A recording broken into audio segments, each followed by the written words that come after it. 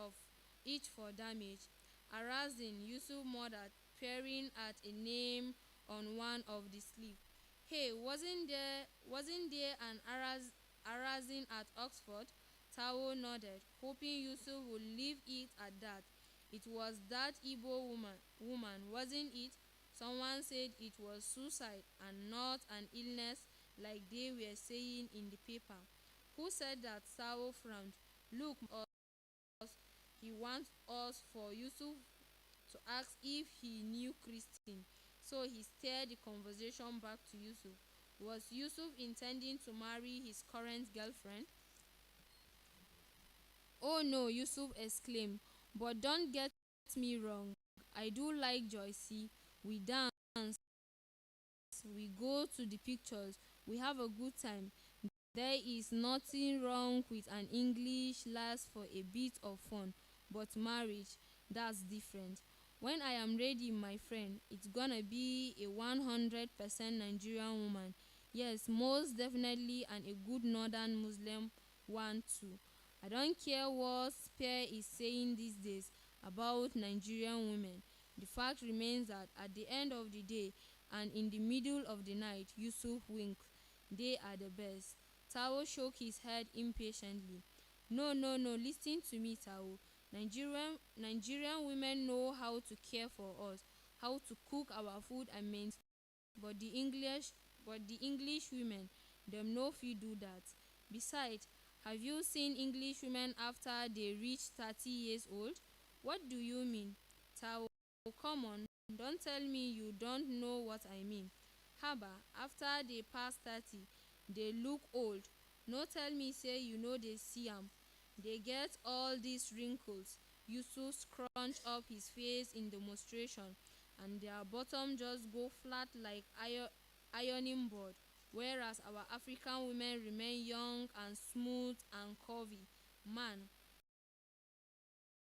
Tao laughed as Yusuf dusted the surface of his cheek with his fingertips in exaggerated gesture. But Nigerian women are no use for girlfriends. I no fit take Nigerian girlfriend, Yusuf insisted, eyeing himself in the mirror above the mantelpiece. Why? Because it's too much palava. Wallahi, them just go dey talk wedding, but white women, and that's where man fit relax well. Yusuf grabbed his crotch. You are foolish, Tao laughed in spite of himself. But it is true. Don't tell me you don't know white women. Of course, but I don't agree with your stereotype. What stereotype? White is nice for us, black is nice for them. 100% exotism. Okay, maybe the first time with a white woman is something new. Well, just because it's new. But after that, there is no difference.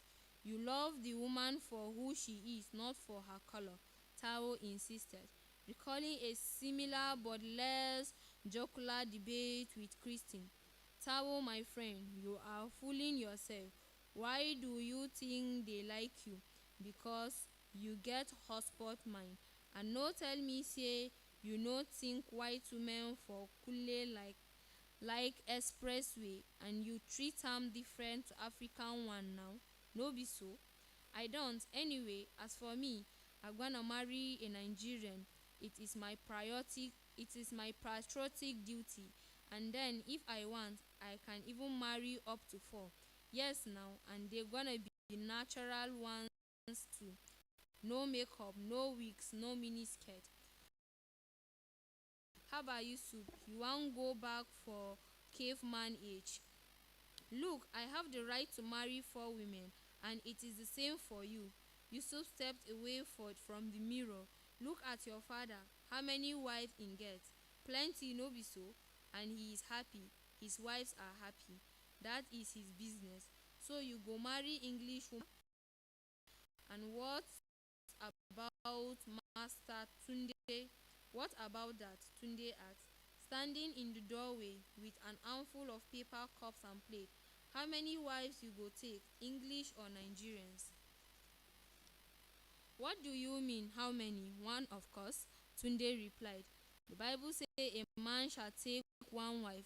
Genesis chapter 2, verse 24. Oh, here we go. Tao's thought, exchanging a knowing look with Yusuf.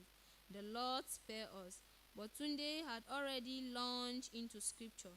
Therefore shall a man leave his father and mother, and cleave unto his wife, and they shall be one.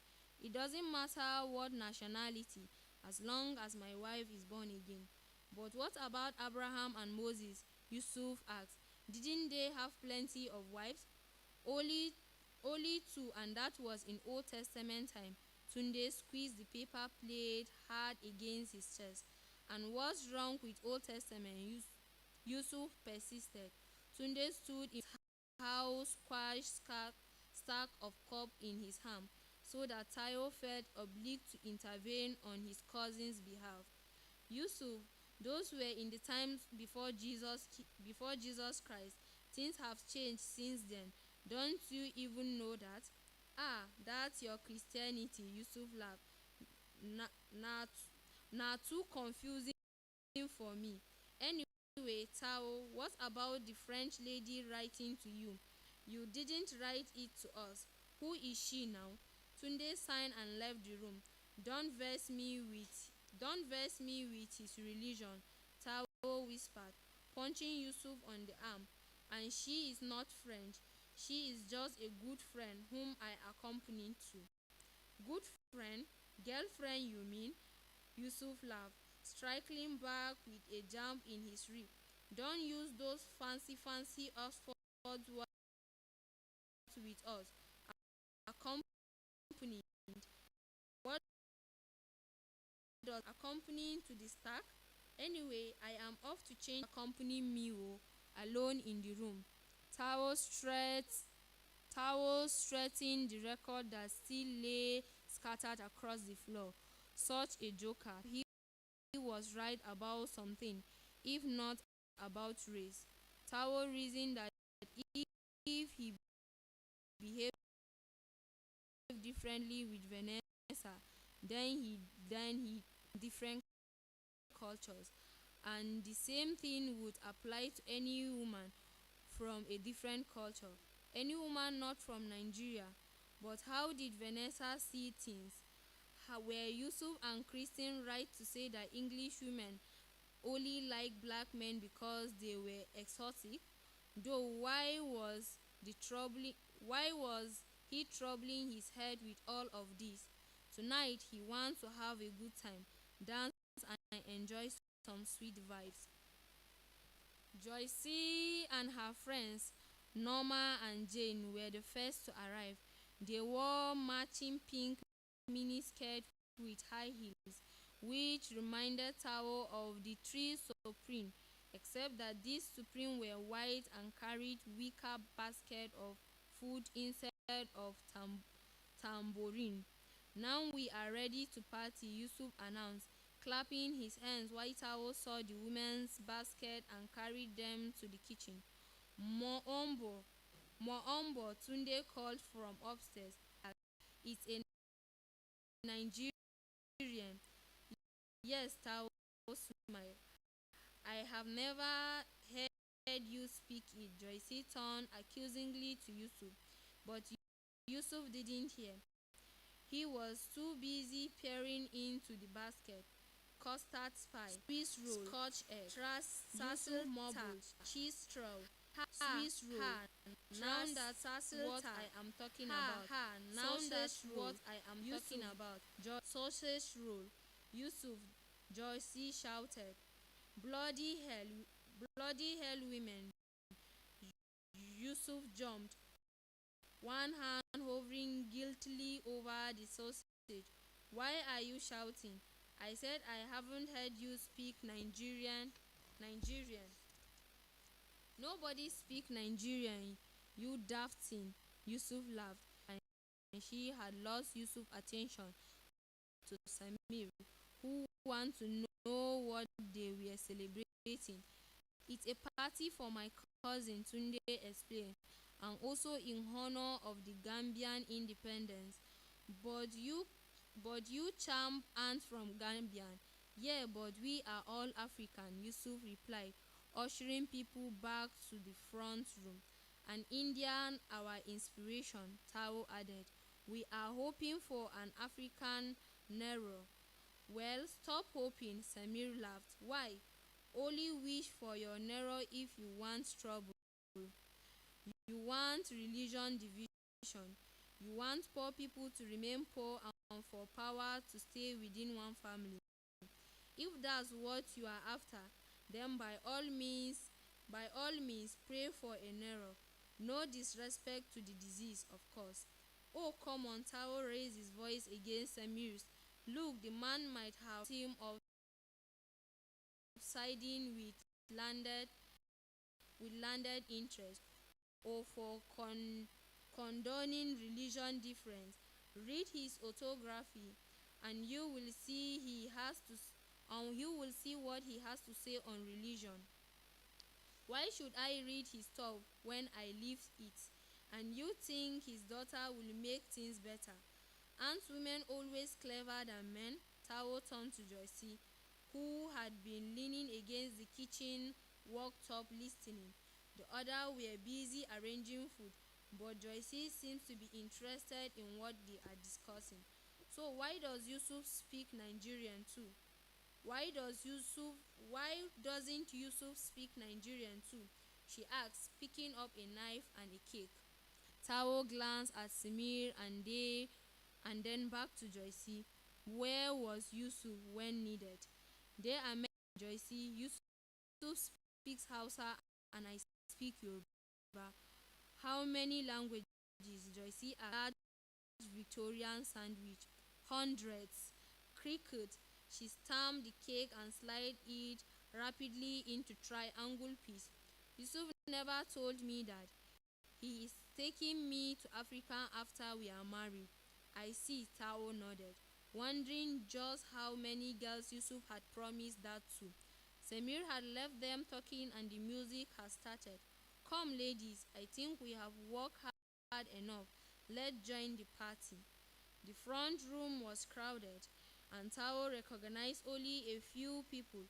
Some were from the bakery, others from the hospital, and Mr. and Mrs. Winter from across the road.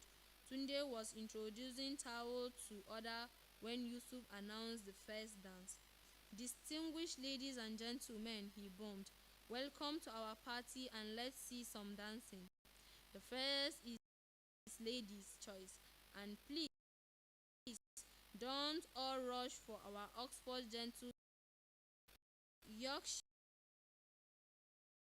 men, Yoruba men, Yankee men, you name it. Yusuf laughed, winking at Tao. So Tao was twisting and jiving to some Cocker Saturday's night and enjoying the attention of several women. Booze appeared from nowhere, contrary to Yusuf's prediction, and the dancing improved. Yusuf was demonstrating the wild Jata book better than Elvis, and then showing all the girls how to do the twist to highlight. He conducted fancy Hausa name for the two-step and the cha-cha-cha and called himself a cool cat after Victor Leah's band.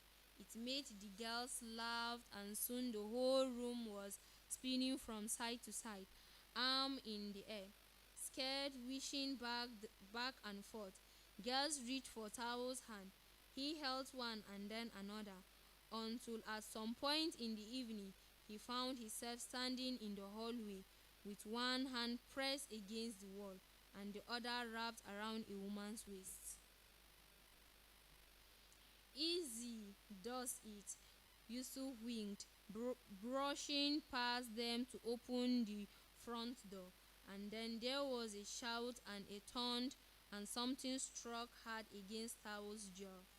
Don't you bloody touch my sister, someone saw. Tao spun around and caught the next punch just as Samir arrived to intervene. You bastard, Tao swore, tasting blood. Who said bastard? I am gonna teach you a lesson. Just wait.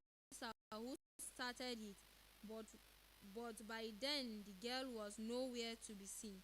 Hey, hey, hey, what's all this nonsense? Shouted Tunde. Someone had switched off the music and people had begun to leave, squeezing past and muttering hurried goodbye. Time, time you niggers hop back to your jungles, the man sneered.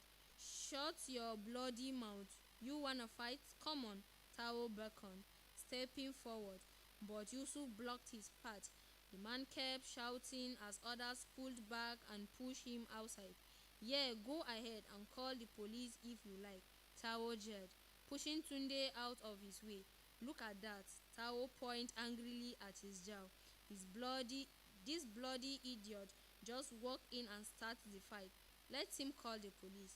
Nobody's calling the police, Tunde said, angrily picking things up. Let's tidy this mess. Party is over. And what are you looking so pleased about?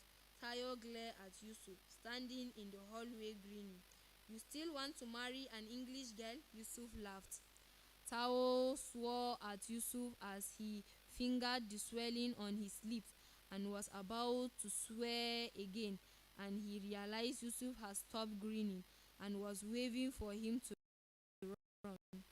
The front door was open and the man was back with friends. Which one is it? Someone shouted. That's him, scared. Are we? He sneered. Tao, Yusuf shouted, desperate this time. Who cares of you? Tao looked the man in the eye, ignoring his friends and the bottle that emerged from the coat pocket. He braced himself as one of the men rushed him. At fist rammed into his stomach, taking the air from his body, and he fell against someone's foot. Yusuf and Tunde were shouting as he clapped his head, and then silence.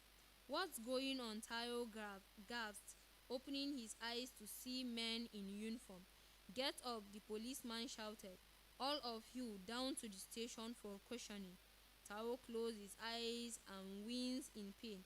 Tunde and Yusuf were trying in vain to convince the police that this was their house, but the tongues had fled and now they were being arrested. On the way to the station, Yusuf sat silently, his body rigid with anger, while Tunde tried explaining to the police that it was not their fault. At the same time, Tao was telling Tunde to shut up, but he wouldn't listen. So by the time they arrived, Yusuf and Tao, this is ridiculous, Tao shouted. I am a policeman's son and I know we have rights. What right? One of the officers asked, looking bemused, and no use asking for a superintendent. It's just the four of us. We have rights, Tao insisted, trying to gesture with his hand, forgetting that they were handcuffed. You can't do this. I am a student at Oxford, and I know people could make your life miserable. Do you now? The officer laughed, grabbing him by the arm and pushing him into an empty cell. You racist pig, the whole lot of you, Yusuf shouted. At first, Tao was angry to be worried about what would happen next, but as the hour passed,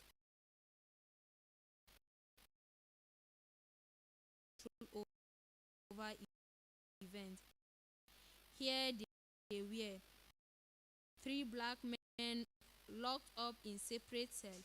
It didn't matter what sort of family they came from. It didn't matter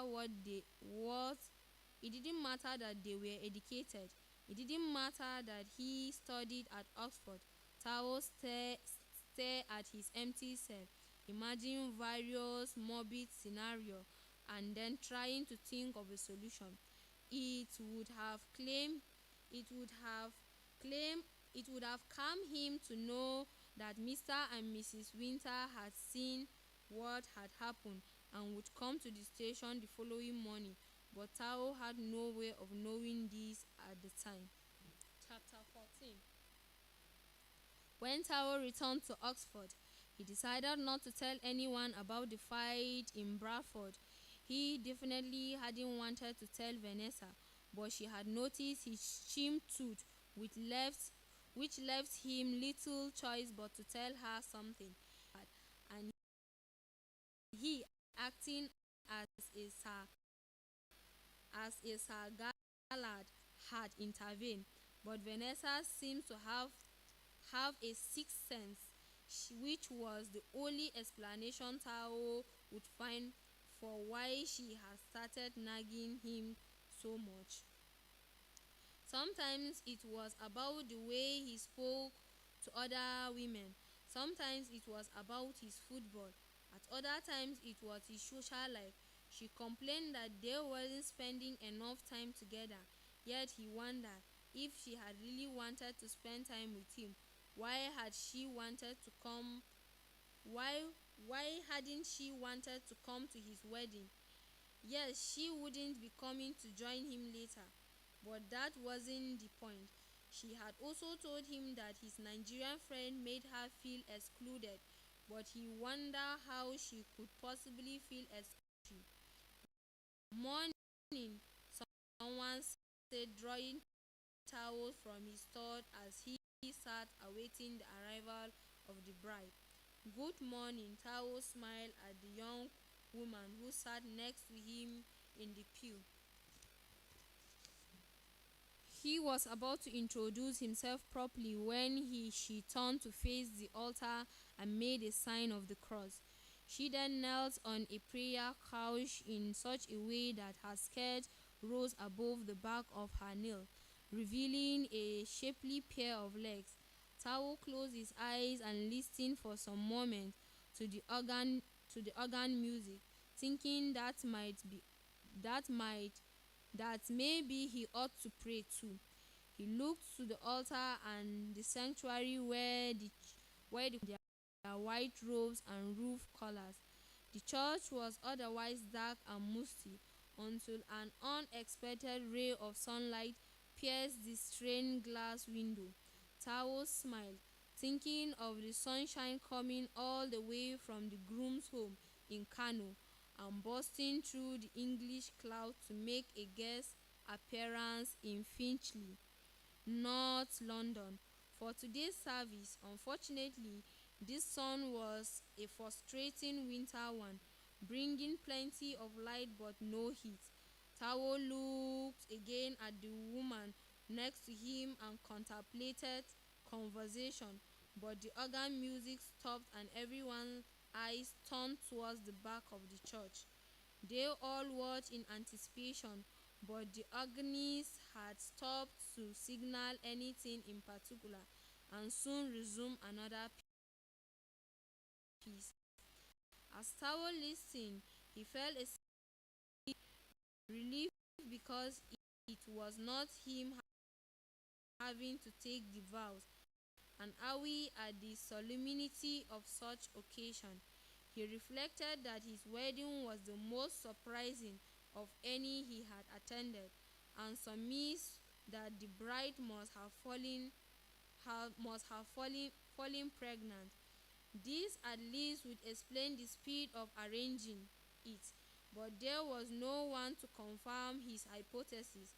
Tunde was not around, and the only person to ask was Yusuf himself, who now stood at the front of the church smiling broadly.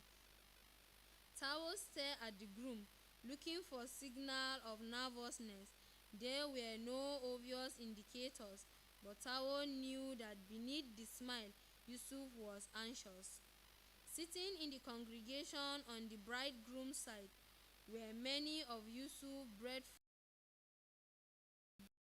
women dressed in traditional Nigerian wedding lace. It surprised that Joyce had so many Nigerian guests at the wedding when he would have expected English people. A whoosh then fell across the congregation, and everyone turned again to face the back of the church. This time, the veiled bride appeared like an angel beneath the arch of the church door. Tao looked again, Squinting to make sure he wasn't seeing things, the bride was black. He glanced at the service sheet and reread the name: Yusuf Abubakar and Joy Williams. Joy, not Joycey. Tao looked around to see if anyone else was shocked, but nothing showed up. Was not just a typical Nigerian name, but this was less puzzling to Tao than the fact that he couldn't recall meeting anyone named Joy when he was in Bradford just a few months earlier, and yet Yusuf was smiling broadly as though he had been planning this day for years. Vows were taken, rings exchanged, and nobody stood up to give reasons or just impediment why the two should not be joined together in holy matrimony. And so it was that Yusuf, the ladies' man, became a married man. The organ started its wedding march, and the happy couples walked down the aisle followed by the congregation. Outside, people threw confetti, stood watching, amused by the cameramen who dashed about trying to capture each joyful expression. And for a moment he could have been back in Nigeria. He had missed this, the fancy way women tied their gele, and the starchy rustle of wrapper and agbadas. He had also missed the smile, the loud, imperious voice, and perspiration. Of course, now that the sun was out, the reception would start late, but it was bound to have started late anyway. He wondered what the reception would be like, remembering the chaos of those back home, where he and his brother would compete to maneuver their way into the VIP queue. He was laughing to himself about his childhood antics when someone tapped him on the shoulder. Vanessa. There she was, dressed in a fine lace wrapper and buba that they borrowed from a friend in Cowley. The pearl blue material with its silver threads sparkled against her skin and drew attention to her smiling eyes. Then it dawned on him that he was in trouble. How was he going to tell her that the bride was he had been saying about how common it's for the Nigerians to marry Europeans? He wouldn't be able to blame his mistake on the fact that he didn't know Yusuf had well either, because Vanessa was under his impression that Yusuf was a close friend. That had been his line for being he that had been his line for being so upset over his decision to skip the service. There was but to tell Vanessa that he had made a mistake. I know what? Vanessa exclaimed. I know, I can't believe it myself. I must misread the invitation. I thought it was Joycey, but it's Joy. So maybe the relationship with Joycey wasn't so serious after all. Not serious, but you said Joycey was his girlfriend. She was, but please, I beg, aware of how close they stood of the bride's family. Come, he said, urging her in the direction of the church hall and the reception, where they could talk with greater privacy. The band had started, and men dressed in brilliant white agbadas waved them through a noisy room smelling of fried rice. Well, haters turned to maximum, and glowing oranges made the hall feel too hot even for Tao. You look beautiful, he whispered as they found their way to the table. He said it again, but still she didn't answer. Come, he said, taking Vanessa's arm. You should have seen people in church. Lots of people looked shocked when the bride arrived. We are bound to find out what happened sooner or later. Vanessa still said nothing, But by now, the bride and groom had arrived and the people had started showering the couples with pound notes. It's a tradition, Tao explained, to bless the couple by placing money on them. Come, let's move beamed, my Yoruba queen. What woman? But of course, Tao couldn't say this in front of the bride. Inside, he nodded enthusiastically and greeted the married couple. It's very odd, Tao whispered to Vanessa. What were you saying to the bride? I was wishing her the best from us. A happy and blessed marriage. Ire Ire Akario, literally translated, means may the blessing of this joyful occasion be spread among your still unmarried friends. Please, he slipped his hand beneath Vanessa's skirt, but she stopped him with an angry movement.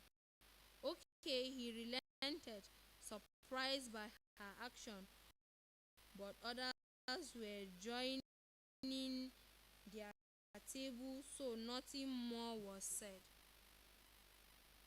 Food was served: jollof, amala, goat stew, egusi, and many more dishes that Vanessa would normally have asked Tao about, but now she had her back turned, chatting to others. He did he did the same and then later pretended to be listening to the speeches. He had expected her to be surprised by the new bride and maybe a little cross with him for making the mistake, but not angry, not this angry. What's wrong, Vanessa? He whispered, trying to cajole her out of silence, but she wouldn't be drawn, so that when the dancing began, Tao didn't bother to ask her to join him. He didn't feel like dancing on his own, but he would be damned just if he was just going to sit there and not at least appear to be enjoying the music. A part of him considered asking the pretty woman who had sat next to him in church, but he couldn't, no matter how annoyed he was with Vanessa. He would never do something like that. He moved closer to Vanessa and let his arm swing closely as he sang along to the words of Sonny Ade, but even this did not bring a smile to her face. She wasn't even looking at him. Suddenly, there was a loud crash from the far end of the room. A woman was flinging plates off a table, and Tao's heart sank when he looked over and saw Joycey launching towards newlyweds. The band stopped playing. You bastard!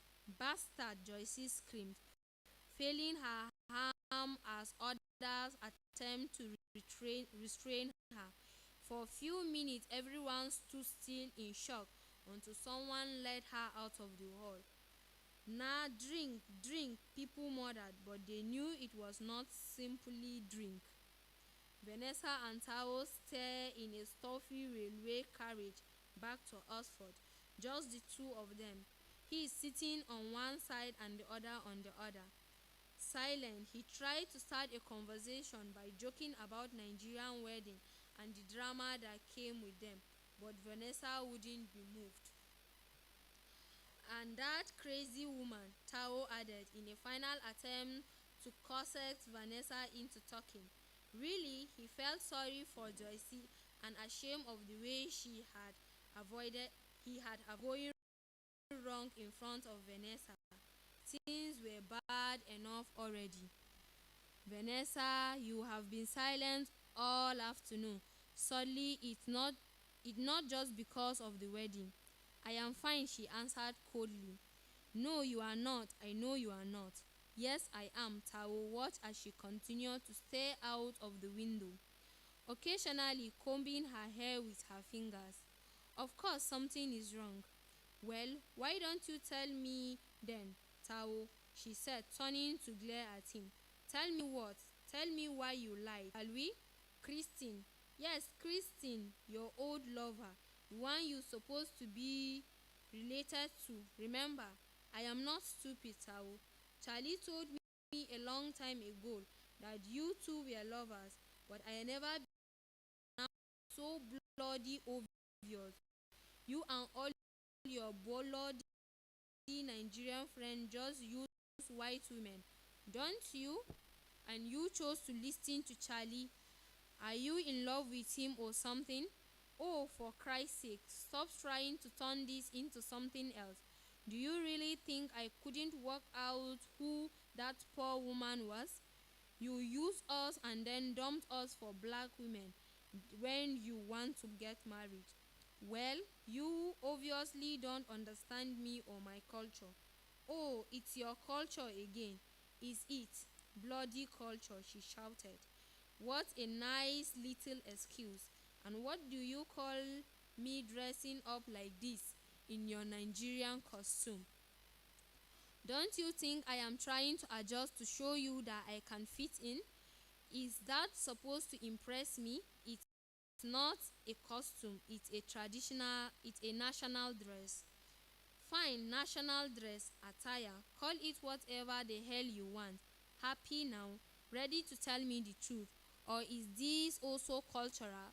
Perhaps you don't call it lying in your culture. You think that's funny? No, as a matter of fact, I don't think lying is funny. Vanessa, how many times do I have to tell you that I know how well and perhaps this marriage was arranged? And you, she cut him short. What happened between you and Christine? Nothing. Nothing? How the hell can you say that? For goodness sake, Vanessa, the woman's dead. Can't you show some respect for once? And all this swearing. Show you lied to me, Tao. You told me that you were related to her. Why don't you try a little respect? Vanessa, someone's going to stop the train because you are shouting. Let them, I don't care. Tears were now streaming down her face. Vanessa, please don't cry. I'm sorry. Please don't cry. He moved to the seat next to her and tried to hug her, but she wouldn't let him. I love you, Vanessa. He waited for her to grow calmer and then tried again to draw her close to her. Moremi, he whispered, blowing at the little bit of the confetti that refused to be dislodged from her hair. No, she bursted into tears again. Don't Moremi me. Stop bloody trying to turn me into a Nigerian. Fine, he said, this time letting go before she had time to push him away. Forget this, he shouted. He stood up, walked out, and slammed the carriage door behind him. Chapter 15. The following week, Tao tried patching things up, but the argument persisted. He assumed that the pressure of study was partly to blame for the friction between them, which was why he looked forward to the holidays. Maybe then they could sort things out. But just as term was ending, Vanessa changed her mind. I think we should spend Christmas apart, she said, and even though she said it without conviction, Tao wasn't in the mood for discussion. If time apart we needed, so be it. He was tired of arguing, and so on top of that, did not wish to reveal their problem to the Bakers. But because the Bakers had been expecting both he and Vanessa to house, he was obliged to say nothing to Mr. Baker, who then took it upon himself to suggest that Tao be more patient and a little more sensitive when it comes to women. Tao listened out of respect, but on this occasion did not find the advice helpful. When the baker left for their holiday, Tao set himself a strict schedule for work as a way of dealing with things. He used Mr. Baker's study on the first floor, and for good measure, he took down the egungun marks that was propped up in one corner of the desk. As a Christian, he was not supposed to believe in the power of such things. But he wasn't going to take any chance. The British might be safe messing around with festival masks, but not him. He owned a that lay strewn on the window sill, dusted their faded cover, and stacked them neatly to flatten the coiling corners. The room was clustered with history books, but the desk faced the window, away from the mess, overlooking the back garden where he would often find himself staring and thinking of home. And sometimes he could think of nothing in particular as he watched the blackbird hopping across the lawn, perching in search of warmth. Eventually, He will return to his books, and if he still cannot concentrate, he will stand up and wander around the house. He never grew tired of browsing the Barker's bookshelves. In addition to history, Mrs. Barker owned a large collection of musical scores, mainly classical and some jazz. Tayo remembered his first visit with Vanessa to the Barkers and the way in which Mr. Barker had spoken to Vanessa at length, envious about their intimate attitude on a subject he didn't know much about.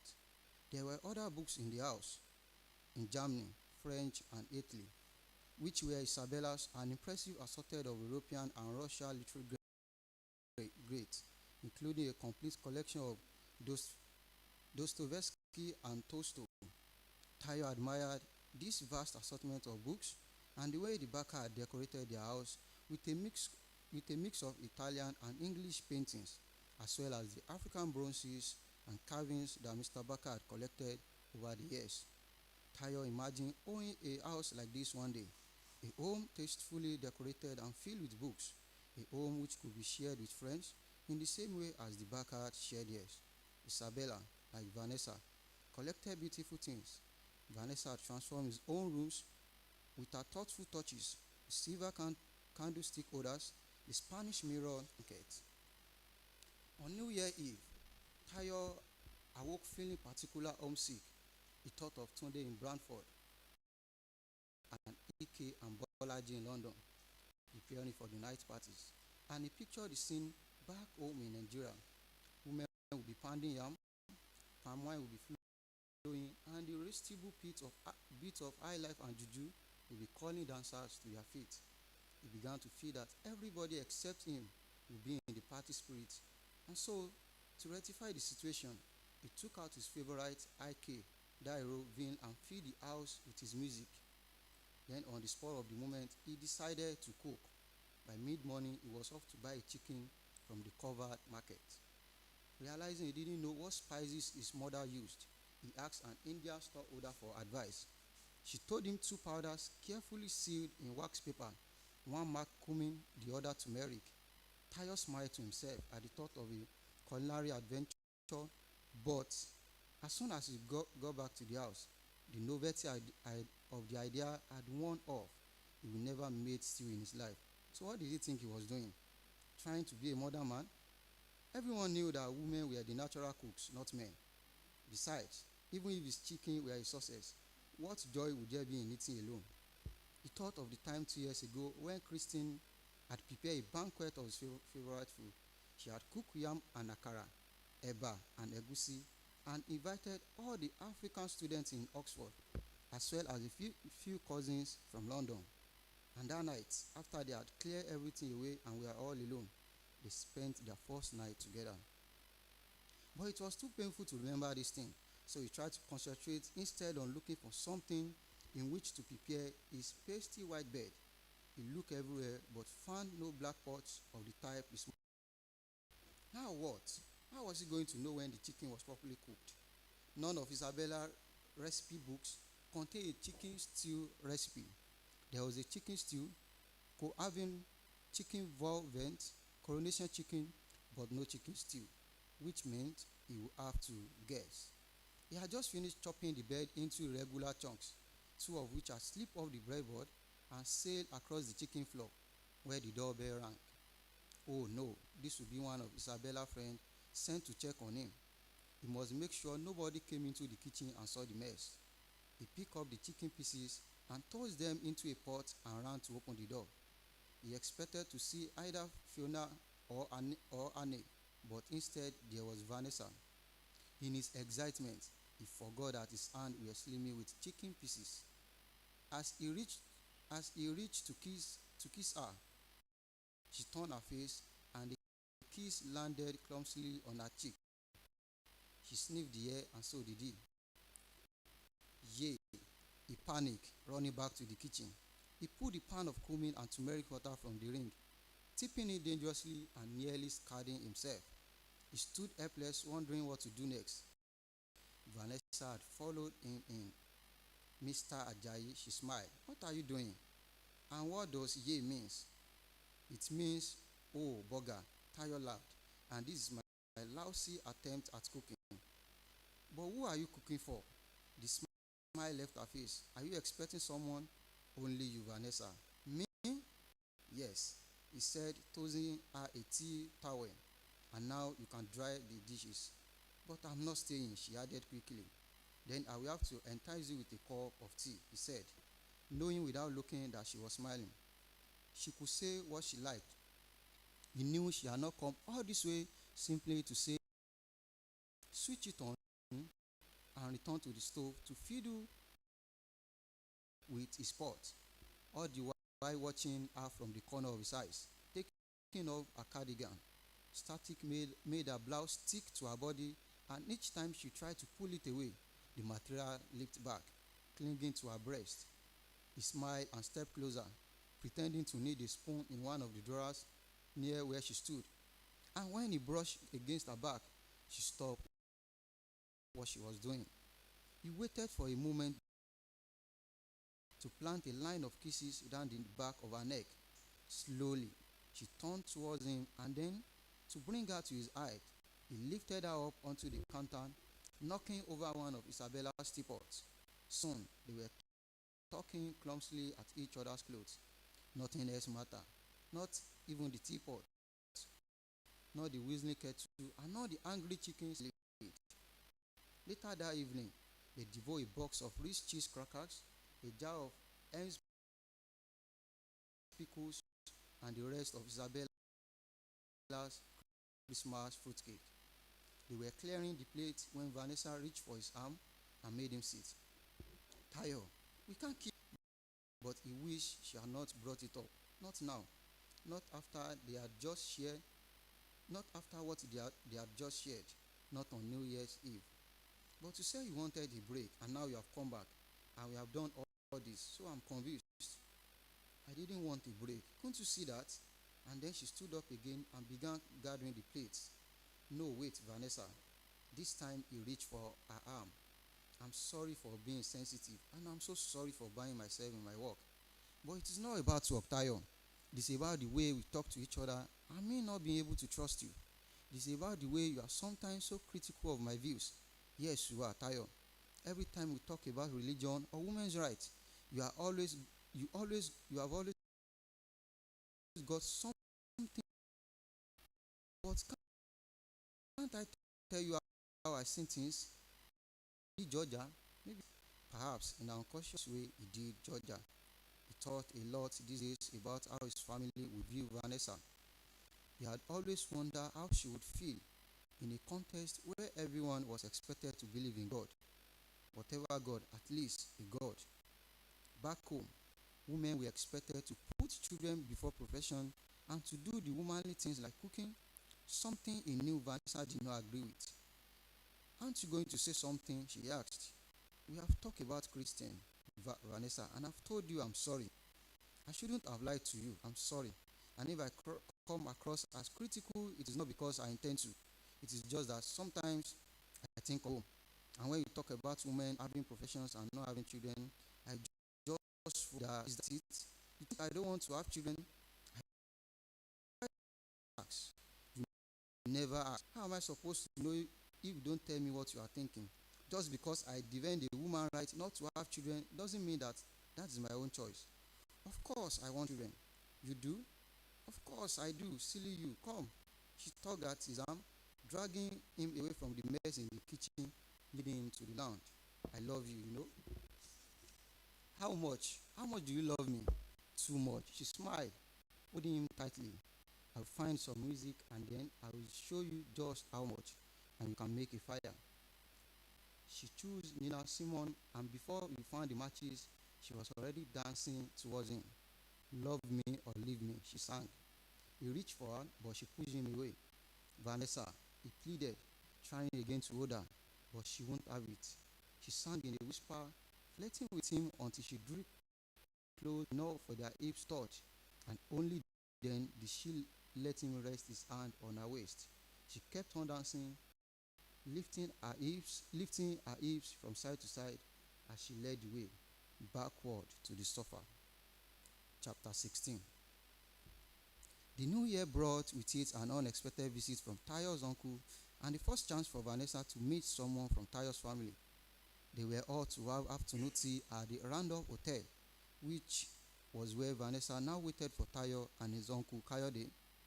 She sat in the lounge next to an open fire, feeling uncomfortably warm, but this, she guessed, was where Tayo would prefer to sit. While she waited, she watched people serving themselves tea from china teapot while sampling scones and cakes. This was Oxford's finest hotel, but Vanessa did not care for the musty, stuffy feel that came from the large, upholstered armchairs and the carpet in somber shades of green and mustard. The walls were wood, hung low from the ceilings. She wondered what Tayo's uncle would make of the Randolph, and more importantly, what him. And while she looked forward to meeting him, she worried. Tayo had once told her, though she suspected he might not have forgotten, that in his culture, one never introduced a girlfriend to family unless the relationship was serious. So this was surely a good sign for her. But what if she disappointed his uncle? What would Tayo think of her then? Everything has been going well since the new year, and she desperately wanted it to stay that way, especially now that Tayo only had a few months left at Oxford. She secretly hoped he might propose before leaving. Nervously, she ran through a list of greetings. Ekasan, Salafiani. She was still practicing when Tayo arrived with his uncle. Ekasan, Salafiani, she said, curtsying as she had seen it done. Vanessa, my dear, lovely to meet you, the uncle said, in such a reassuring tone that made her feel at ease. He was taller and younger than Vanessa expected, and more effusive too. Splendid, he exclaimed when the waitress arrived with their Darjeeling tea, scones and sandwiches and cake. Uncle Kayode had insisted on ordering everything. Now, Vanessa, do tell me, what does one begin with? Scones, sandwiches, or cake? I have never known. And does one put cream on this thing first, or jam? He waved at the plate of scones. Whatever catches your fancy, I think. Vanessa smiled. Ah, but everything catches my fancy, and that, my dear, is the problem. He laughed as he peered eagerly at the top tray.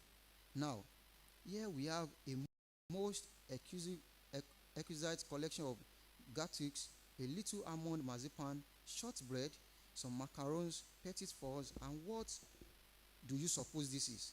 He pointed to a regular slice, something German, I think, to render the platter a true representation of Europe, a Bavarian thought, or some such thing.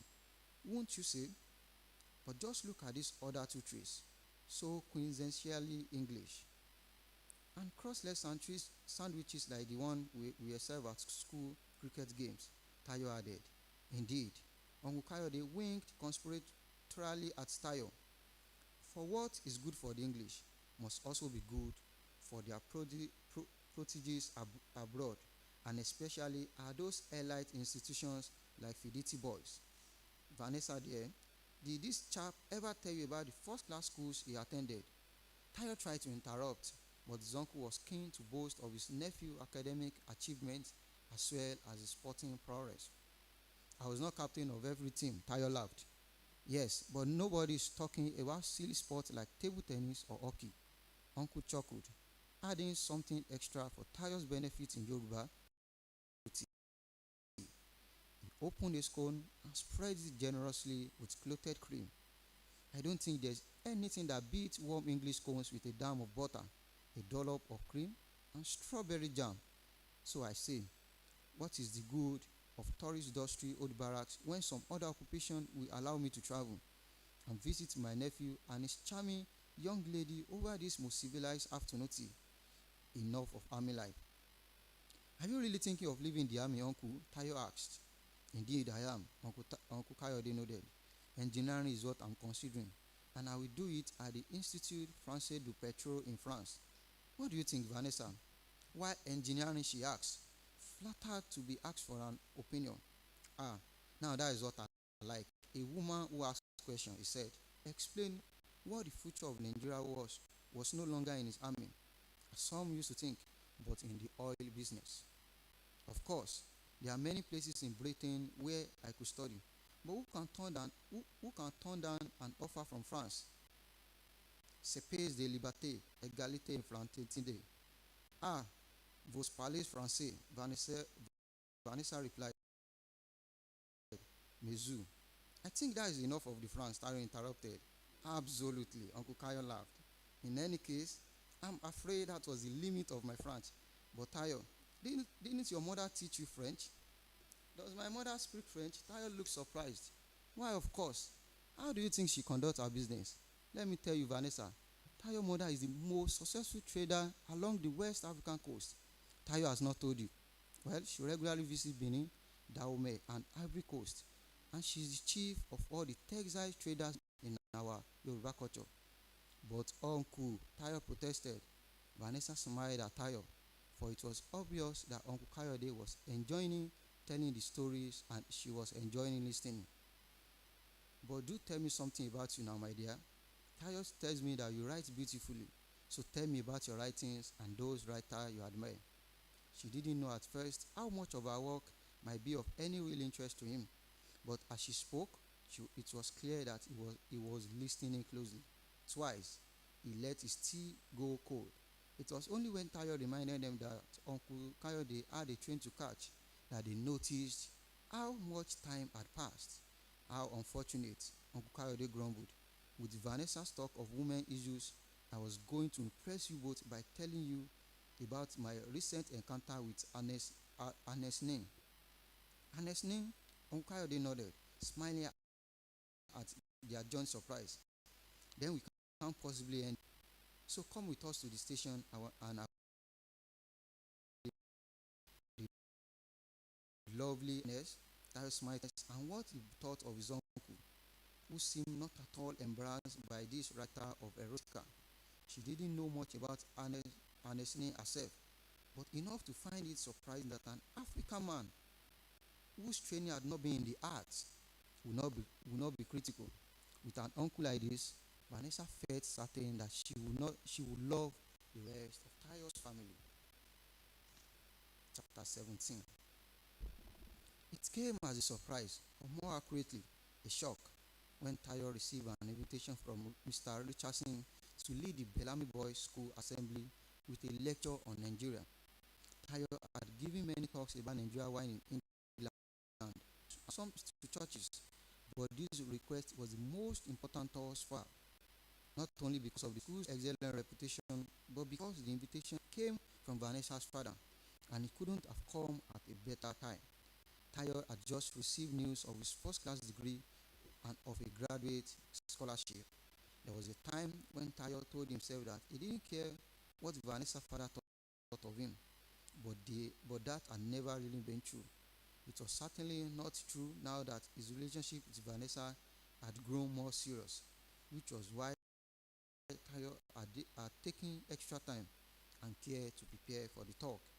He made sure he had all the necessary facts and had practiced his delivery so that on the day all would go well.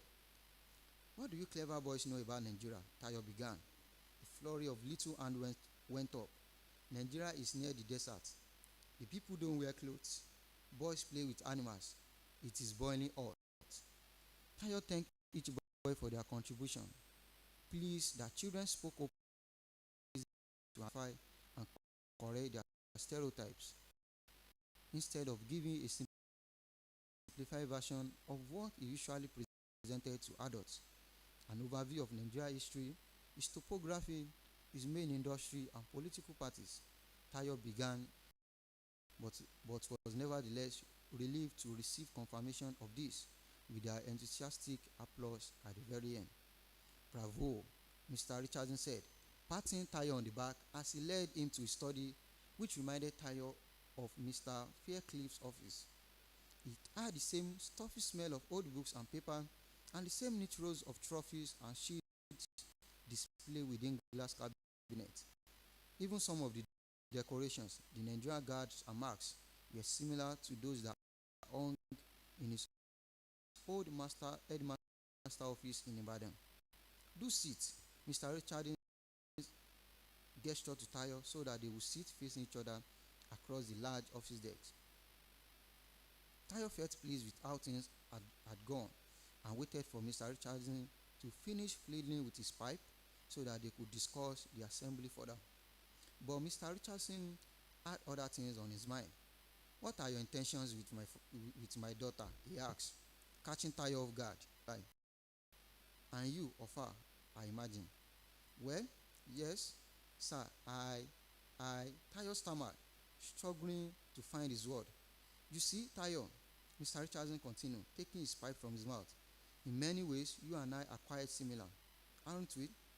I was fond of a woman from a different class in the way that you seem fond of a woman of a different race. My wife, as you know, is from the upper classes, and her family did not approve of me. You understand, don't you?" Deciding it was easier to let to say, and little that he wanted to hear. "Well, Mrs. Richardson and I married, but our families have never entirely accepted our marriage. Now, with you and Vanessa, if we ever were to think of marriage, you will face an even greater challenge, one that is, I fear, insurmountable. I hope you understand it is my duty to warn you of this, and that I have a responsibility for my daughter's happiness. You must certainly be aware of the difficulties of a cross-racial union." Tayo nodded, still thrown by what he was hearing. Did Mr. Richardson think he wanted to marry his daughter? And then to go on like this about the challenges that mixed-race couples face with half-caste children. How presumptuous of the man. "And Vanessa is impetuous, you see," Mr. Richardson continued, "and has a tendency to dash into things. Not long ago, she got all hot and bothered about Lumumba, wanting to go to the Congo. Really jumping into things like her mother at that age. Do you understand what I'm saying?" Yes, Tayo answered. "What you are saying is that I must not think of marrying your daughter. What I'm saying, young man, is that the challenges will be great, and as someone who is older and wiser, But Tayo still had the journey back to Oxford, where Vanessa was waiting for him, eager to hear how things had gone. "How was it?" she asked, slipping an arm around his waist as they walked back to the college from where they had met in town. "You are quiet. What is the matter?" "Nothing," he said, still not knowing what to tell her. "Oh, come on, something is wrong. I can tell." She stopped and turned to face him just as a policeman cycled past. "All right, miss," the policeman asked, propping one foot on the ground. "Yes," Vanessa snapped, looking tired up and down, and then paddled away. "What is the matter? Tell me." "I'm fine, Vanessa, let's go." "No, not before you tell me. What is it?" she insisted, reaching for his hand. He stopped as she reached with her under. "Your father." "My father what?" "Could we talk about this later, Vanessa?" He said, trying to pull away. "My father said what?" she insisted. "Your father told me that he did not approve of us." "What do you mean? He always said good things about you." "No, he has not." Tayo did not mean to shake Vanessa off in anger, but he was tired of being so naive. Did she really think her father liked him?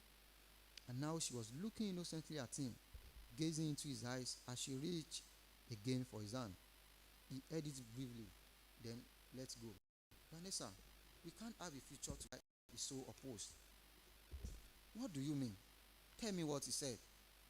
He said it will be difficult for us, that the cultures will be too different, and that one day, if we were to, well, it will be difficult if we had children. Well, who care what he says? She replied, folding her arms differently. All that matters is that we love each other. But relationships are also about family, Vanessa. And I will sacrifice my love for you, Tayo. Vanessa, he pleaded, placing his hands on her shoulder. You know I won't let you do that. You must respect your father. You are young and Nigeria is not a calm place these days. Perhaps it is God's will. Oh, bloody hell, don't bring God into this, she said, pushing his arms away. So now you think I'm too young? You think I don't know what I want? Not too young, Vanessa, but just too independent sometimes. Look, Vanessa, it is late. I can't think straight. Too independence, it is you from independence. You won't confront this thing, will you? You register something, block it out of your mind, and never deal with it. My father is a racist. It is simple. Don't you see that? But Vanessa, you just told me that your father didn't mean it. Well, of course, I had said that. It is much easier to pretend, isn't it? But I'm tired of that and wish you would stand up to it. Don't just turn the other cheek with my father or the policeman or what? You wanted me to confront the policeman just now and your father and tell them what? And it's so easy for you, isn't it, Tayo? You never wanted to marry an English girl anyway. Just go and find a nice, subservient Nigerian girl who will do exactly what you say and agree with everything you want. Who is talking about marriage? Tayo shouted, then immediately regretted it. Ma, the policeman had returned and was jumping off his bicycle with baton in hand. Do we have some trouble here? Hands off her. I'm perfectly fine. Just bug her off, will you? Vanessa snapped. I beg your pardon. She's okay, we are together, Tyler replied. I wasn't asking you, the policeman warned. I'm okay for God's sake. Leave us alone, Vanessa shouted. Her shoulders were shaking, and Tayo took off his coat to wrap it around her. The policeman kept watching, but Tayo didn't care. He took Vanessa in his arms to comfort her, to comfort himself.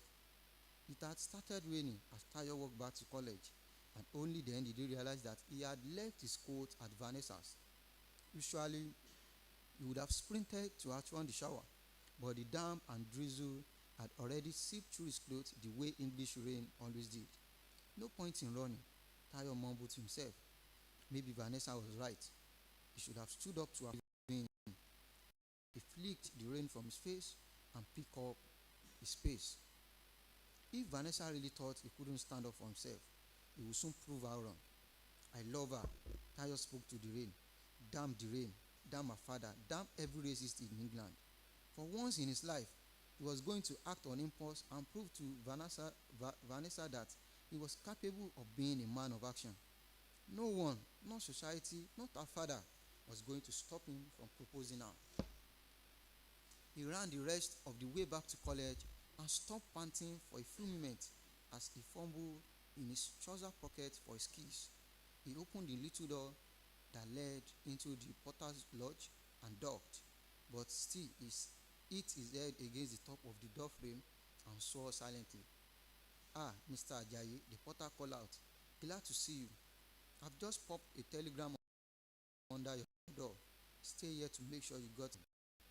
Walking faster to reach his rooms. Porters rarely work late at night, especially not during the summer when college was less busy. So Tayo was worried. He jogged the last few yards and found a slip of paper sticking out from under his door. Baba is in hospital, recovering. Return home immediately. Mama, chapter 18. Allahu Akbar, Allahu Akbar. The shrill voice of the muezzin pierced the morning silence with calls to prayer, jolting Tayo from sleep. He rolled over on his mattress and stretched his arms high above his head onto the cool cement floor, brushing his hand against the transistor radio. He reached for Vanessa, but she was not there. It took him a few moments to remember that he was back home, in the small room normally used as storage space for rice and millet which had been cleared out so he could have a space of his own. Everyone else, with the exception of his father, could be sleeping in crowded quarters. The older boys he had done when he was their age, and the girls and babies slept in their respective mother's room. The whole of upstairs had been given over to Baba, and Tayo could hear him calling. It reminded him of the days when he was the one ordered to fetch water for his father, polish his shoes, or take him tea first thing in the morning. Now it was the younger ones, wife, wife Amina's children, who cowered at the sound of Baba's bellowing. His father was a disciplinarian and a firm believer in corporal punishment. It was an approach that made children obedient. But at what cost?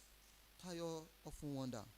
From somewhere else in the house, he heard a woman scolding a child for taking too long to get ready, and he wondered which wife it was and whether she had been the one to sleep upstairs the night before. These days, it bothered Tayo to think that his father preferred the attention of the younger wives to his Vanessa had asked him how things work between wives. He had hardly given it a thought, but now he wondered.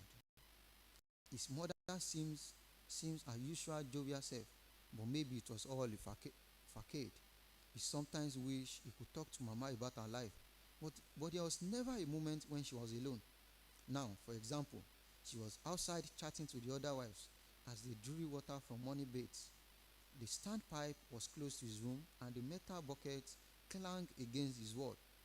The smell of paraffin used to light the outside fires had already seeped in, and that, combined with the sticky heat of the new day, made him get up. He wiped his brow and stretched his arm again before reaching for his briefcase in search of writing paper. Soon, his brothers and sisters would be knocking on the door, begging for more stories about England, and there would be guests to greet, places to visit, and people to see. So he needed to write to Vanessa before getting up in the day's pace. He noticed two separate black lines running from his suitcase to the ceilings.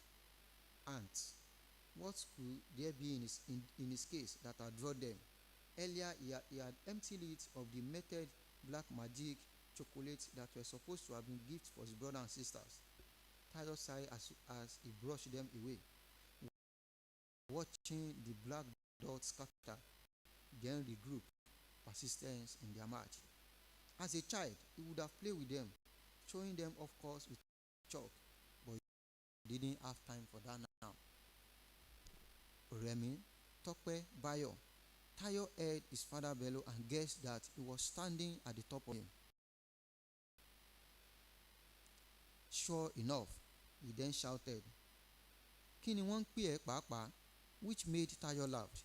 It was a phrase he remembered well from his own. Even then, when there were fewer names to commit to memory, Baba invariably forgot who was who and would bark in that same gruff voice. "What do they call you anyway?" There were so many children in the house these days, so many that Tayo could not keep track either. He had found it hard to recognize his own immediate brothers and sisters at first.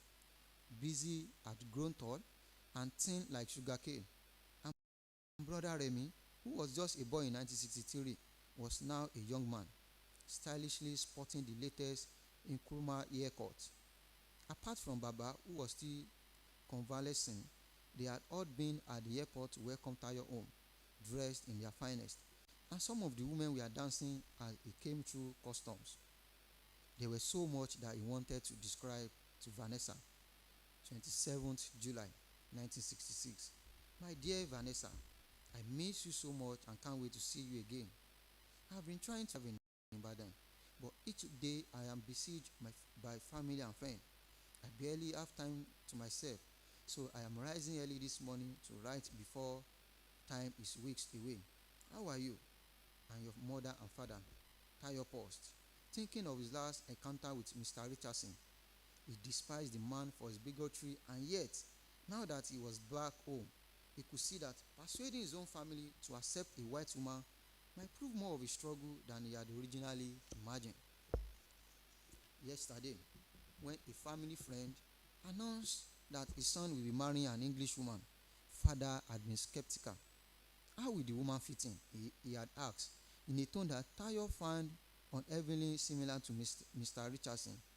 The only difference was that father's main objection lay in the fact that the woman's parents were divorced, while Mr. Richardson's objections were based on race. To Tayo. But there was at least one relative who had been enamored by stock of Vanessa, and this was Uncle Bola. Yesterday, they had sat together under the shade of a mango tree, chewing kola nut and sipping coconut milk. Uncle B had given up drink while Tayo had been away, and while his desire for booze might have diminished, his interest in women remained as strong as ever. When Tayo showed him photographs of Oxford, Uncle Bola spotted Vanessa straight away. He insisted on keeping the photograph, staining it red with the residue of kola nut. "Bring that lady come my house when she come Nigeria," he said, beaming a toothless smile.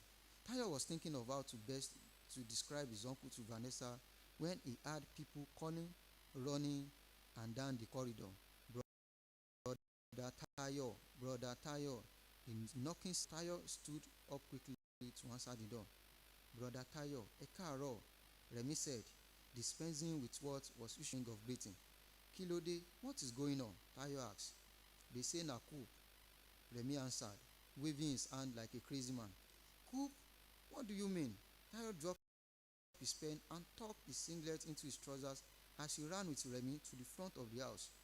Normally, at this time of the morning, the front courtyard will be quiet, but now there was a crowd of women and children, neighbors, street sellers, and even the cripple who sold granite 2 streets down. And in the middle of the crowd was someone he almost didn't see because of the commotion. "Modupe," Tayo exclaimed, his jaw dropping as he saw the size of her stomach. "I didn't know," he said, hugging her clumsily. "Yes," she smiled, "and this is my husband, Olu." She gestured toward the tall man standing next to her. Tayo did not recognize the man and felt suddenly grateful for the chaos around them. Baba stood in the center of the crowd, clutching his radio as he spoke with Dele, the neighborhood drunk. "What is it?" Tayo asked, pushing his way to where his father stood. "Ẹ káàárọ̀ Baba," he added, remembering he had not yet greeted his father. "Dele is telling us they tried to kill Inrosi last night," Baba replied, and then everyone started talking at the same time, with Dele repeating what had just been said. Others disputing the facts, and Modupe's husband blaming it all on the Northerners.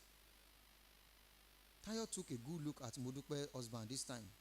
Suit and tie, backless bank tie, even but ugly not less, and not very educated by the sound of it. What did Modupe see in him? "Dele, what did you hear exactly?" Baba was asking. "I heard the shots. Pa, pa, pa, pa."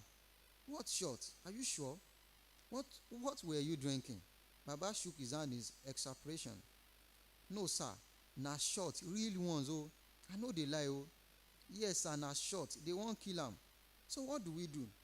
"What about the BBC? What are they saying?" Tayo asked, surprised that his father was looking to him for advice. "Nothing," Baba replied, twiddling the radio knobs back and forth. Go inside, go inside, go on," Baba shouted, suddenly irritated by the children who had grown bored and were playing clapping games. 2 women ushered the children back into the left too, and Tayo watched her go. He didn't care for her husband, but at least she looked happy. He knew he should be happy for her, but still couldn't stop feeling a twinge of sadness and jealousy. "It is not a good sign that they are playing military music," Father muttered as the men gathered around. "This is something we learned from the first coup." "What of Uncle Kayode?" Tayo asked. "No word," Baba replied, looking around him. "Listen," Dele shouted. The music stopped. The music stopped, and the wives and children came scuttling back in time to hear an announcement by Brigadier Ogundipe. As a result of some trouble by residents in the army, mainly in Ibadan, Abeokuta, and Ikeja, the national military government has declared a state of emergency. A state of emergency? Now wow, Dele jumped up. "Shh," Baba ordered, straining to hear the voice on the radio. Military tribunals have been considered and accordingly set up. Curfew had been declared in the affected area from 6:30 p.m. Curfew, someone shouted. Curfew, curfew, others echoed. They say the situation is under control. Didn't you hear? Baba shouted. Tayo could tell by the way the veins stood out on Baba's neck that is furious. Nobody knew what was going to happen. Tayo, like everyone else, kept his ear close to the radio, waiting to hear more, but there was only music. And when he looked up, he found that everyone was watching him. Let's not panic, Tayo said as calmly as he could.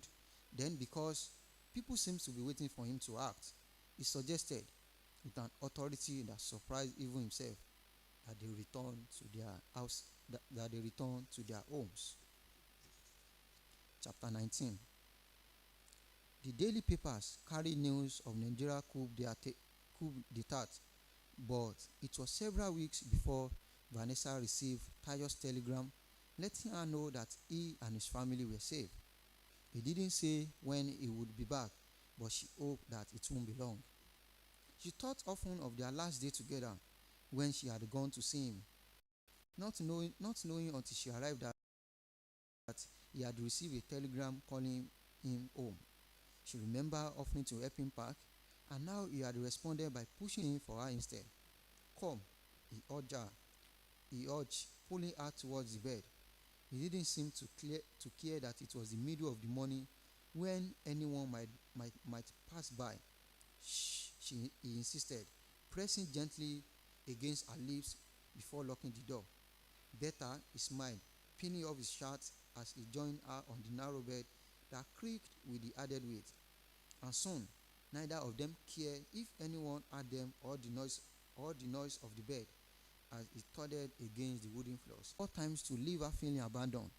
He had chosen the weeks just before her exam. It would be another week before she received Tayo's letter. 20th of May, 1967. Dear Vanessa, please forgive me for taking so long to write to you.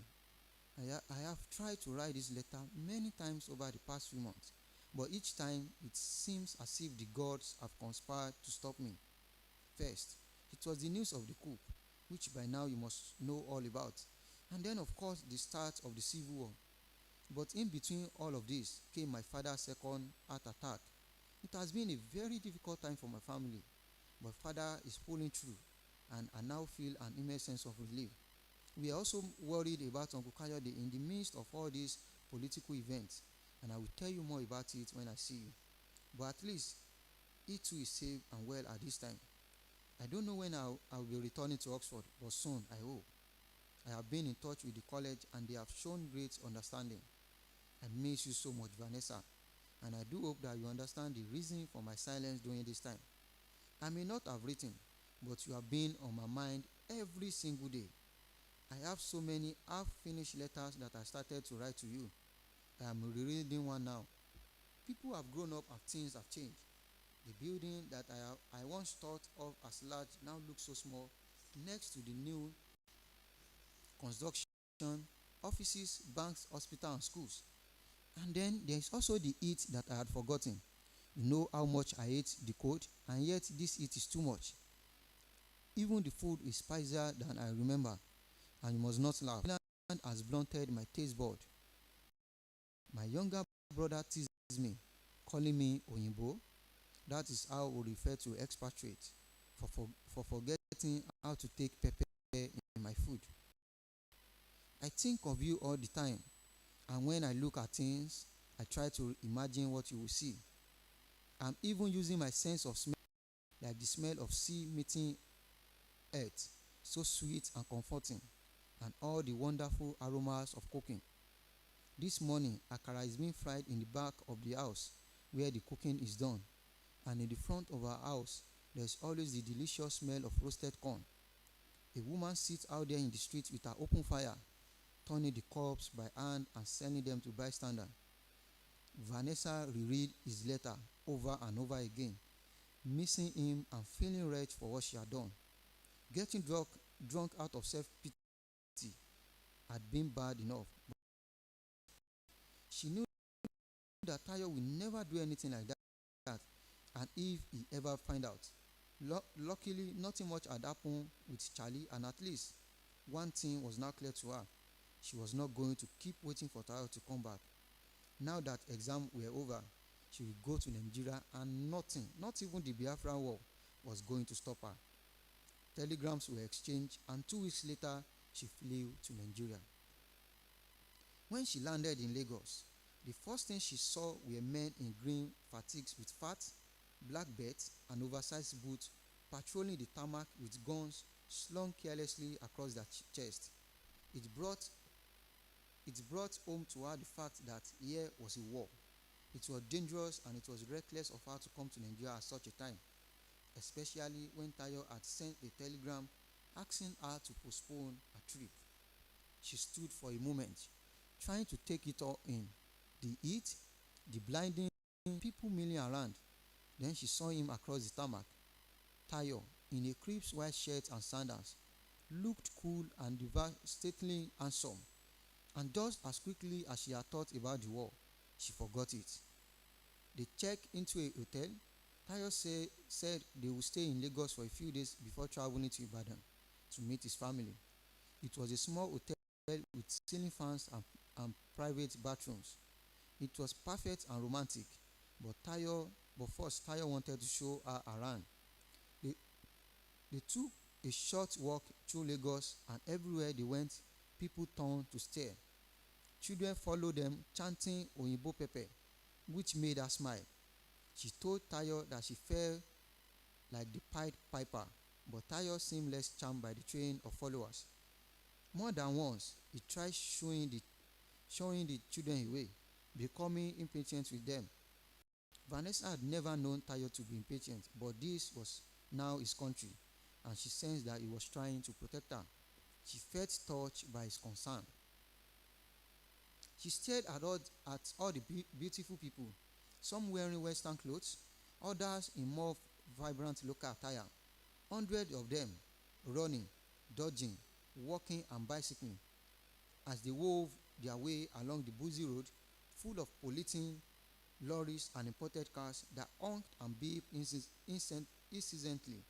Market stores were everywhere with their rusted tin roofs, and women sitting outside, spread out on mats or perched on upside buckets, whistling for business with their products piled high in front of them. People laughed and shouted, sometimes all at once. It was all wonderful to Vanessa, but best of all, she was here with Tayo. Late that afternoon, they returned to the hotel. She wasn't hungry, but Tayo insisted that they go to a restaurant where they ordered rice and plantain. He ordered for her the meanest thing on the menu, and yet her eyes still streamed from what the owner claimed to be merely small pepper. Tayo laughed at Vanessa's valiant effort to eat, reminding her of the time she had coughed her way through the food at the West African Society in Oxford. He laughed most when they spoke of Oxford, but became more serious when they talked about family and the war. She noticed that occasionally Tayo would just stare into space. She knew he was worried about his father and the state of his country, which was why she agreed to go dancing, even though she was exhausted. She knew that music would relax him. They went to Bobby Benson, the legendary Bobby Beats, where a local band was playing juju. Tayo was his loose and playful self, and this time she joined him, letting go and not feeling self-conscious. Woman, she was watched by everyone. Back in the hotel, there was no electricity, but it didn't matter. They fell into bed where they were serenaded by the sound of evening crickets and frogs. There, in their dimly lit room, illuminated only by candlelight and enveloped in the piquant smell of insect repellent, they made love. Vanessa woke up early the next morning to find herself alone in bed. Tayo was already up and pacing by the window. She watched him, admiring the curves of his body and the muscles that stood out on his ebony skin, which had grown even darker in the months away. What is it, Tayo? He jumped in surprise. Nothing, my love. He turned to her and lifted the mosquito netting to join her in bed. I have just got to buy a few medicines medicines for my father," he said, kissing her lightly on her forehead. "Can I come? Why don't you stay? I will be right back." After he left, she took a bath and then wandered around the hotel ground, stopping to buy some akara from a street seller. She was convinced in her stomach and hurried back to their room. The next hour was spent cursing herself for having ignored Tayo's advice about eating from the street. "Did you find the medicine?" she asked sheepishly when he returned. "No," he shook his head. She was about to tell him about her misadventure when she saw the anxious look on his face. "Tayo, what is wrong? Something is not right." He stared past her, looking pained. "I didn't buy the medicine, Vanessa.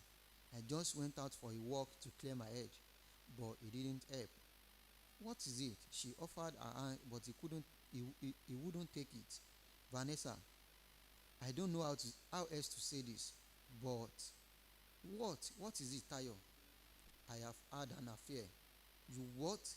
For a second, she felt relieved that she was not the only one who had done something wrong, except that hers could hardly be called an affair. "And it is worse, Vanessa. It is worse. The woman is pregnant." Vanessa stared at him in shock. "I am sorry, Vanessa. I just don't know what else to say. I didn't mean to. It was in a moment of weakness, and it really didn't mean anything." "It didn't mean anything? You lied to me about Christian, and now this. I come all the way for you to tell me this. I tried to tell you to delay your trip because of the war, you said. I just wanted to go away somehow. Well, it is not going away. What are you going to do?" "I don't know, Vanessa." "You don't know? How can you not know? All I know is that I love you, Vanessa." But by then she was gone, slamming the door behind her. That Tayo was running after her. The heat was making her dizzy. New stabbing pains had seized her stomach, and somewhere off in the distance, someone was playing Otis Redding's "Dog of the Bay." Part 2.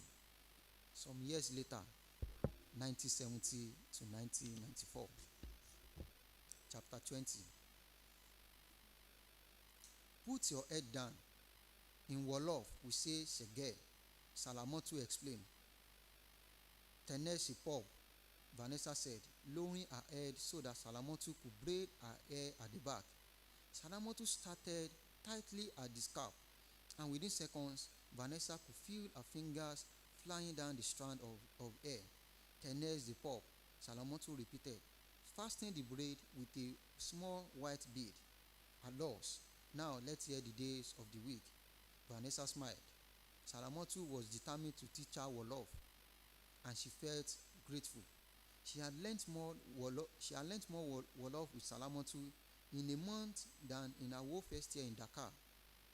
At time, Talata, Alaba, examines, she began, stopping on the word for Thursday, non-regardé. Salamotu held the braid she was plaiting with one hand and bent over to show her how to position her lips.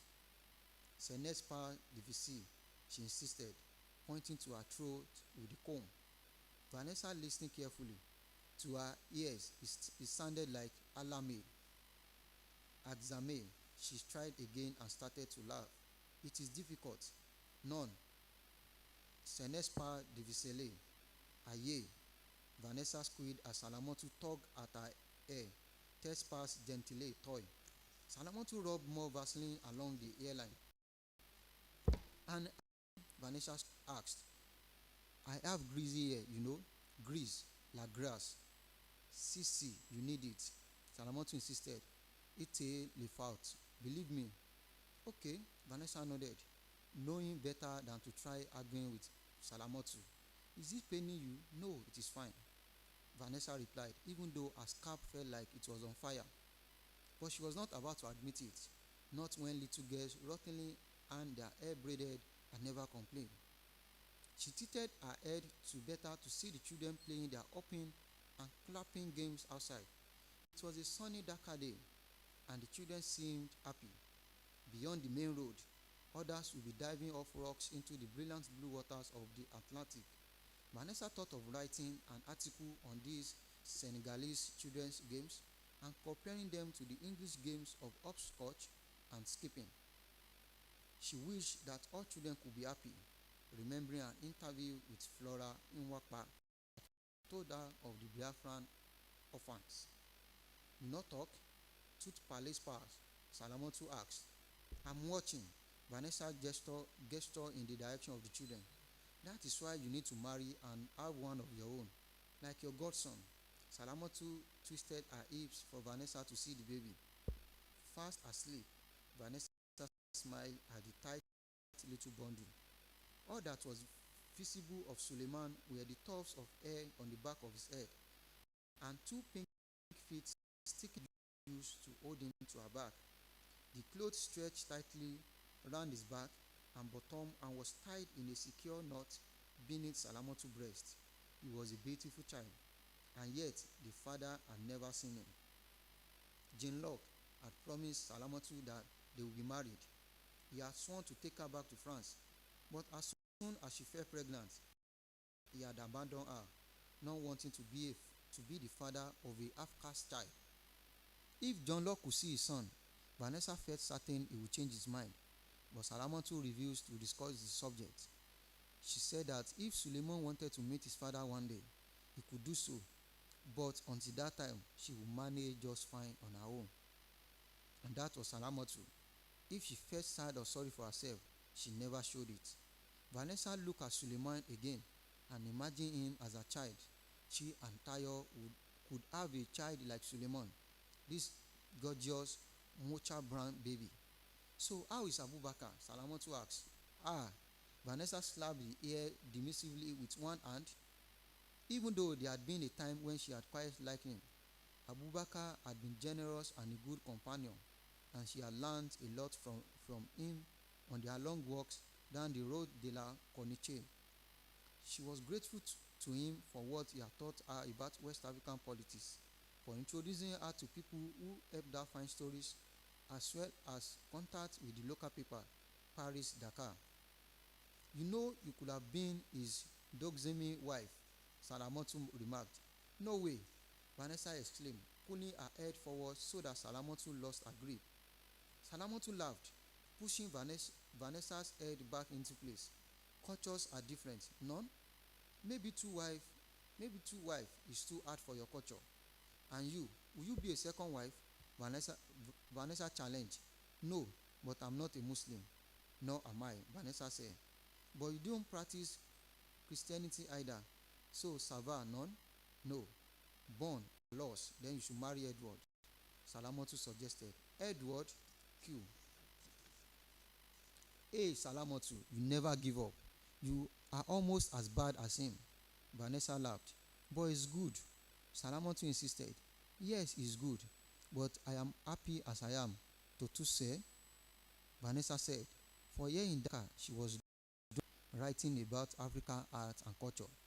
She wrote about that warm edge of life, African laughter, the celebration, the rituals, and people's generosity. Nobody who came to Africa could miss these things. In the morning, she wrote, and after lunch, she took the articles to Rita's office to be telexed to London or Paris. In the late afternoon, she did things such as this, chatting, sipping mint tea, and watching the world go by. So you never had a lover before you came to Dakar? Salamotu asked. See, Vanessa replied. Then what happened? He go with another lady? Oh, I don't know. Maybe. It has been 2 years since Vanessa had last heard from Tayo. After she had left Lagos, he had written to her, but she had not replied. His letter had not said whether or not he was going to marry the woman, and he had not sent un Anglais. Salamotu asked. None, Nigerian. Vanessa replied. Less Nigerians. In ont de l'agent avec le pétrole. Ne se passe. Salamotu rubbed her fingers together, indicating money. Why you are not together? Did he ask you to marry? No, it just didn't work. Cela n'a pas marché. Vanessa shrugged her shoulder. Alors, il faut les trouver un mari. Quelles les genres que tu préfères? Salamotu asked. You mean how he looks? Q. Salamotu nodded. Well, how about someone like Sembene? Sembene? Sembene Usmane. Mais ul etule kones? None. You know him so now, so you must show him you love him. Salamotu said, exactly. No, I was only joking. Vanessa laughed. He's very handsome. Many women like him, and that can be a problem. Besides, he's too famous.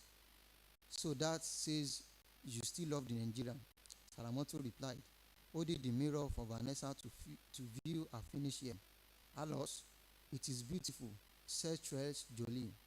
No, no, no, no. I don't talk about your hair. I speak about your man. You love him still. Who? Le Nigerian. Oof, it is finished, says Finin. Fixna. Vanessa added, remembering one of her words in Wolof. Salamotu laughed. None. You say Jengzina. For example, if you finish with something, I don't think Jengzina, Vanessa repeated. She said it so well and with such conviction that they both started laughing. It was good. I went back to her flat and wept. It was the first time in many months that she had cried over Tayo. Chapter 21. Tayo sat in his armchair with his eyes closed and feet resting on his leather puff as he listened to Contrain's Love Supreme. He looked forward to Sunday mornings when the house was quiet and he could reflect in peace. He stood up and walked to the bookshelf in search of an exemplary text. Last week, his publishers had phoned him to congratulate him on his manuscript. They were planning a sizable print run of his history of Nigeria, the largest, they said, of any third world history book, and naturally he felt pleased. All that remained to be written was the preface. But what did one say in a preface? He flipped through several books and then traced his finger along the mahogany bookshelf in search of one of his favorites. And there it was, The Open Society and Its Enemies. He wondered how often a preface was overlooked in a reader's eagerness to hurry on and read the rest of the book. And here was Popper's preface, too, in fact. Tayo nodded to himself, dwelling for a moment on the line that spoke of the need to break from the customary difference shown to great men. He reached for a pen and paper and carried the books to his desk. For years now, Tayo had been writing about Nigeria's problems. He believed that greed and mismanagement were the root causes of all corruption and a broken civil service. He also believed exacerbated his country's problem, but he was cautious with this argument, knowing its potential to detract from what could be done at home. Never to treat Nigeria's problems as insurmountable, and in 1984, when others were saying that the country's many cultural and ethnic groups were never meant to coexist, Tayo disagreed. He had no patience for the Afro-pessimists, whom he saw as lending credence to the many racist historians of Africa. Instead, he maintained that in spite of his country's numerous coups and sports, events could still change for the better. History, as Popper argued, was not deterministic. Tayo decided to acknowledge him in his preface, alongside colleagues and friends, not forgetting family, of course. This book will be dedicated to Vanessa and to his father. To his father for being a tireless civil servant in pursuit of a better Nigeria. Tayo shifted in his chair, sensing that something had fallen from his trouser pocket.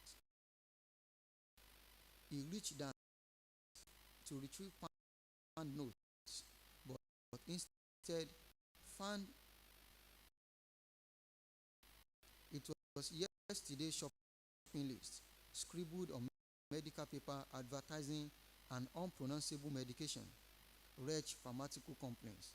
He muttered to himself, wouldn't it be better if companies handed out free medicine instead of useless bit of paper promoting fancy experimental drugs? This was yet another of Nigeria's problems. the questionable role of multinationals. He read the list: Maggi cubes, corn oil large size, tomato pure, three top squash, mango or lemon, Ribena, Bonfita, Lipton teas, Quaker oats, margarine, Floran, baby bed Dutch cheeses, Peak Codest, Dairy, Omo, Lux, and one bar Imperial Leather. Not many husbands helped with domestic chores, only fear. After all, his wife worked out of the home just as much as he did, more if you counted her night shift. Like most professionals, they employed a house servant and gardener, but some things they prefer to take care of themselves. Most Saturday mornings, she gave him a list and he did the shopping at Kingsway, while she argued with traders selling fresh fruits and vegetables in the car park outside. She enjoyed bargaining and was good at it. He was not, hence his relegation to Kingsway. Usually, after the food shopping, his wife would stop at Challenge Christian Bookshop and he would use this time to browse art and craft display in the store across the street. She didn't like him buying from this trader, whom she claimed inflated their prices for tourists, but occasionally he chose something small, something glass beads or some glass bead or leather bag for his daughter. These were high, but they were still far cheaper than the imported trinkets sold in Kingsway household section. He never made a fuss about this to his wife, but he didn't like it when Nigerians shunned local products, preferring to import all manner of things like Quaker oats and Agoni syrup bearing the royal stamp of approval by appointment to Her Majesty the Queen.